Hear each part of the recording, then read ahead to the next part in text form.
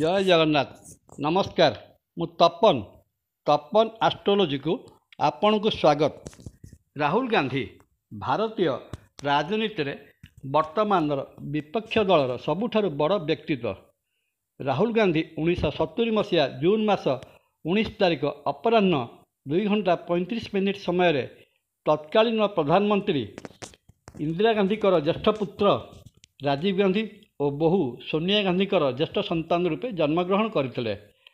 परवर्ती समय एक दुर्भाग्यपूर्ण घटनाक्रम 1984 मसीह तत्कालीन प्रधानमंत्री तथा राहुल गांधी मातामह इंदिरा गांधी प्राण हराइथिले एवं पिता राजीव गांधी भारतवर्षर शासन गादी संभाली अर्थात प्रधानमंत्री होइथिले।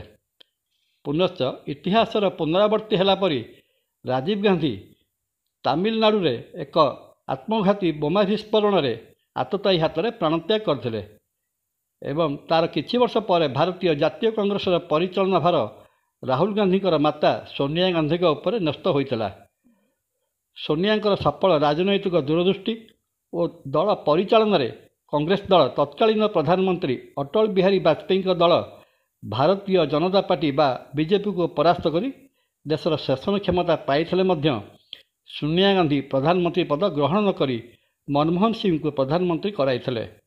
पुणी 2009 मसीह राहुल गांधी प्रत्यक्ष परिचालन कांग्रेस दल विजय लाभ करी देशर शासन क्षमता पुणी निज पाखरे रखिथिला एवं एही विजय रे राहुल गांधी बहुत बड़ भूमिका रही। 2004 मसीह उत्तर प्रदेशर अमेठी निर्वाचन मंडली प्रथम करी लोकसभा सदस्य होइतिबा राहुल गांधी परवर्ती समय 2009 और 2014 मसीह से अमेठी निर्वाचन जीति लोकसभा सभ्य हो पारे। तथापि अमेठी 2019 निर्वाचन पराजय वरण करते किंतु केरलर वायनाड संसदीय क्षेत्र जीति एपर्यंत चलित लोकसभार सदस्य अछंती। एथर मध्य समांतराल भाव में से केरलर वायनाड और उत्तर प्रदेशर रायबरेली लोकसभा प्रार्थी होइचंती। राहुल गांधी 2007 मसीह प्रथम करी भारतीय जातीय कांग्रेस दलर साधारण संपादक पदवी ग्रहण करते। परवर्ती समय से दलर राष्ट्रीय सभापति होइचंती। संप्रति देश में अनुष्ठित होतिबा साधारण निर्वाचन में से कांग्रेस तथा विपक्ष दल प्रधानमंत्री पद पर बड़ दाबीदार तथा प्रमुख चेहरा। देखिबा ए संपर्क में इंटरनेट संगृहित जन्म समय को आधार करी तैयारी करा जायथिबा तांको जातक रे कौन जोग अछि एवं वर्तमान तांकर जन्म जातक रे कौन ग्रह नक्षत्र दशा चालू अछि एवं राहुल गांधी देशर प्रधानमंत्री होई पारुछंती कि नाही। राहुल गांधी जन्म 1970 मसीहा जून मास 19 तारिख को नहीं तैयारी होइथिबा जातक रे तुला लग्न एवं लग्न रे बृहस्पति, धनु राशि रे चंद्र, मूला नक्षत्र रे, पंचम कुंभ राशि रे राहु, सप्तम मेष राशि रे शनि, अष्टम वृष राशि रे बुध, नवम मिथुन राशि रे रवि और मंगल, दशम कर्कट राशि रे शुक्र एवं एकादश सिंह राशि रे केतु विराजमान। यह राहुल गांधी जातक ग्रह मानकर अवस्थिति। चंद्र मूला नक्षत्र धनु राशि रे जन्म समय थिबारु केतु महादशा रे राहुल गांधी जन्म। जन्म समय को केतु महादशा बाकी था 5 वर्ष 9 मास 12 दिन एवं केतु महादशा शेष है 1976 मसीहा अप्रैल मास 1 तारिख रे। यापर शुक्र महादशा 20 वर्ष भोग है 1 अप्रैल 1996 सरला। तापर रवि चंद्र और मंगलंकर महादशा यथाक्रमे मोट 23 वर्ष भोग हो शेष है 2019 मसीहा एप्रिल मास 1 तारिख रे। एवं यही दिन ठारू राहुल गांधी जातक राहु महादशा 18 वर्ष पर भोग होउछि। राहु जातकर पंचम स्थान यथा जश सम्मान और ख्यातिर स्थान। शनि राशि कुंभ राशि रे अवस्थान करुछंती। गत 2024 मसीहा मई मास 7 तारिख ठारू राहुल गांधी राहु महादशा रे शनि अंतर्दशा चालू अछि। राहुल गांधी जातक शनि सप्तम मेष राशि रे रहिचंती।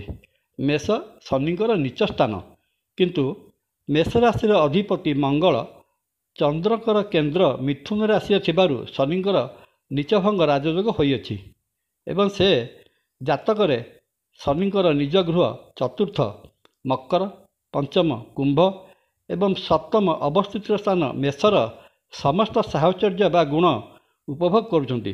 ଅର୍ଥାତ୍ ରାହୁଲ ଗାନ୍ଧୀ ତାଙ୍କ ଜାତକରେ ଚତୁର୍ଥ ମାତା, ପଞ୍ଚମ ଯଶ ଓ ସପ୍ତମ ମିତ୍ର ଭାବ ତାଙ୍କ ଜାତକ ପାଇଁ ପ୍ରବଳ ଯୋଗକାରକ ହୋଇଅଛି। ଶନି ସପ୍ତମ ଭାବରେ ଦିଗ୍ବଳ ପ୍ରାପ୍ତ।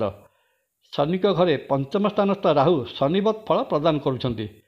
ଉଭୟ ପଞ୍ଚମ ସ୍ଥାନରେ ଥିବା ରାହୁ ଏବଂ ସପ୍ତମ ଭାବରେ ଥିବା ଶନି ଜାତକର ଲଗ୍ନ ଭାବରେ ଥିବା ବୃହସ୍ପତିଙ୍କ ଶୁଭ ଦୃଷ୍ଟିରେ ବଳବାନ ଭାବରେ ଅବସ୍ଥିତ ହୋଇ ବଡ଼ ଯୋଗକାରକ ଭାବରେ ଅଛନ୍ତି।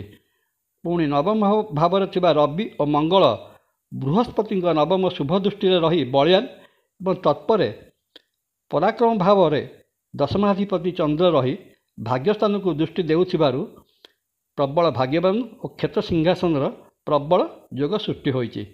ସର୍ବୋପରି ରାଜନୀତି ଓ ମନ୍ତ୍ରିତ୍ୱକାରକ ଗ୍ରହ ଶୁକ୍ର ଜାତକର ଦଶମ କୋଣସ୍ଥାନ ବା ସିଂହାସନ ସ୍ଥାନ କର୍କଟ ରାଶିରେ ରହି ସିଂହାସନ ଦେବା ପାଇଁ ସତତ ଉଦ୍ୟମରତ।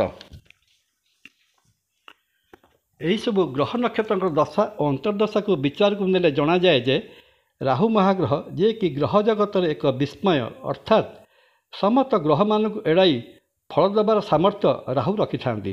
ଶନିଙ୍କ ଗୃହରେ ରହି ଶନିଙ୍କର ସମସ୍ତ ଗୁଣ ଜନସାଧାରଣଙ୍କ ସହିତ ଯୋଡ଼ି ହୋଇ ରହିବା, ଯଶ ବା ସମ୍ମାନର ଶୀର୍ଷ ଶିଖରରେ ପହଞ୍ଚାଇବା ତଥା ସପ୍ତମ ଭାବ ମିତ୍ର ଭାବରେ ଶନି ରହି ମିତ୍ରମାନଙ୍କୁ ସାଙ୍ଗରେ ନେଇ ନିର୍ବାଚନ ଲଢ଼ି ବିଜୟ ଲାଭ ପାଇଁ କଠୋର ପରିଶ୍ରମ କରିବା ପ୍ରଭୃତିକୁ ଦର୍ଶାଉଛି।